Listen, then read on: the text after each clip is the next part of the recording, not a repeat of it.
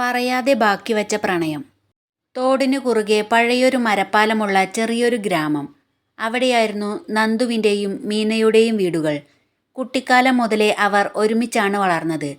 സ്കൂളിൽ പോകുമ്പോൾ നന്ദു പറിക്കുന്ന നെല്ലിക്കയുടെ പാതി മീനയ്ക്കുള്ളതായിരുന്നു. മീനയുടെ വീട്ടിലെ പ്ലാവിലെ ചക്കപ്പഴം ആദ്യം രുചിച്ചിരുന്നത് നന്ദുവും. പക്ഷേ മുതിർന്നപ്പോൾ അവർക്കിടയിൽ ഒരു മിണ്ടാപ്പൂച്ച മൗനം വളർന്നു വന്നു. പ്രണയം ഉള്ളിലുണ്ടെങ്കിലും അത് പുറത്തു പറയാൻ രണ്ടാൾക്കും പേടിയായിരുന്നു. കാരണം ആ ഗ്രാമത്തിലെ ഒരു ഉന്നത കുലത്തിൽ പിറന്നവളായിരുന്നു മീന. എന്നാൽ നന്ദുവിന് ആ കുലമഹിമ ഇല്ലായിരുന്നു. ഒരിക്കൽ തുലാവർഷം കനത്തു പെയ്ത സന്ധ്യ. തോട് കരകവിഞ്ഞൊഴുകുകയാണ്. നന്ദു ടൗണിൽ പോയി മടങ്ങി വരാൻ വൈകി. മരപ്പാലം വെള്ളത്തിൽ മുങ്ങാൻ തുടങ്ങിയിരുന്നു. മീന കുടയും പിടിച്ച് കയ്യിലൊരു പഴയ ടോർച്ചുമായി പാലം കടന്ന് ഒരരികിലായി കാത്തുനിന്നു. ദൂരെ നിന്ന് മഴ നനഞ്ഞ് വേഗത്തിൽ നടന്നുവരുന്ന നന്ദുവിനെ കണ്ടപ്പോൾ അവളുടെ ശ്വാസം നേരെ വീണു.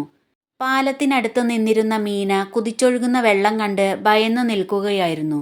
നന്ദു പാലത്തിനടുത്തെത്തിയപ്പോൾ കണ്ടത് മഴയിൽ വിറച്ചു നിൽക്കുന്ന മീനയെയാണ്. "നീ എന്താ ഈ മഴയത്തിവിടെ?" നന്ദു ചോദിച്ചു. മീന മറുപടി പറഞ്ഞില്ല. അവളുടെ കണ്ണുകൾ പാലത്തിന് മുകളിലൂടെ ഒഴുകുന്ന കലക്കവെള്ളത്തിലായിരുന്നു. നന്ദു സൂക്ഷിച്ചു നോക്കി. പാലത്തിൻ്റെ ഒരു വശത്തെ തടി ഇളകി തുടങ്ങിയിരിക്കുന്നു. അവൾ മറ്റാരെയെങ്കിലും കാത്തു നിൽക്കുകയായിരിക്കുമെന്ന് കരുതി നന്ദു കൈവരിയില്ലാത്ത ആ മരപ്പാലത്തിലേക്ക് കാലെടുത്തു വച്ചു.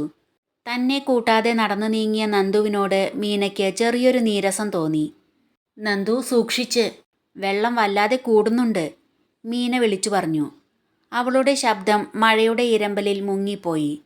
പാലത്തിൻ്റെ നടുവിലെത്തിയപ്പോൾ നന്ദുവിൻ്റെ കാൽ തെറ്റി. ദ്രവിച്ച മരത്തിൻ്റെ ഒരു കഷ്ണം ഒടിഞ്ഞ് വെള്ളത്തിലേക്ക് വീണു.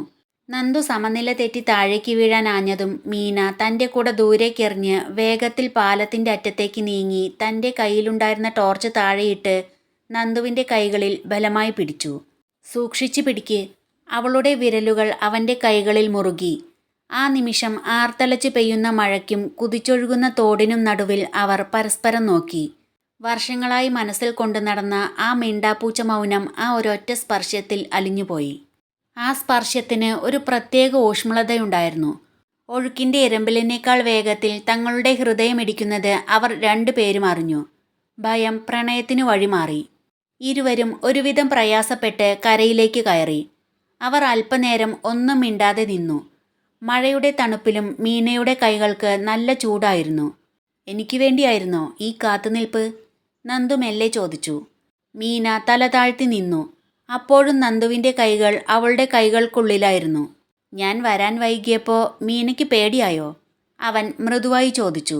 മീന തലയുയർത്തി അവനെ നോക്കി. ആ കണ്ണുകളിൽ പ്രണയവും പരിഭവവും കലർന്നൊരു തിളക്കമുണ്ടായിരുന്നു. "നന്ദുവിനെ കാണാതെ എനിക്ക് വീട്ടിലിരിക്കാൻ കഴിഞ്ഞില്ല. ഈ പാലം ഇതില്ലാതായാൽ പിന്നെ..." അവൾ വാക്കുകൾ പൂർത്തിയാക്കിയില്ല. നന്ദു ചിരിച്ചു. നെല്ലിക്ക പങ്കിട്ട് കഴിച്ച കാലം മുതൽ തങ്ങൾക്കിടയിലുണ്ടായിരുന്ന ആ സ്നേഹം വെറുമൊരു സൗഹൃദമല്ലെന്ന് രണ്ടുപേരും തിരിച്ചറിയുകയായിരുന്നു.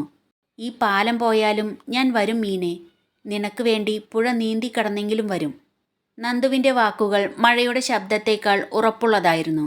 പാലം വെള്ളത്തിനടിയിലായെങ്കിലും അവരുടെ മനസ്സുകൾക്കിടയിൽ പുതിയൊരു പാലം പണിയപ്പെട്ടു കഴിഞ്ഞിരുന്നു. കൈകൾ കോർത്തു പിടിച്ച് മഴയിലൂടെ വീട്ടിലേക്ക് നടക്കുമ്പോൾ പറയാതെ ബാക്കി വെച്ച പ്രണയം ആ മഴത്തുള്ളികൾക്കൊപ്പം മണ്ണിലേക്ക് പെയ്തിറങ്ങുകയായിരുന്നു.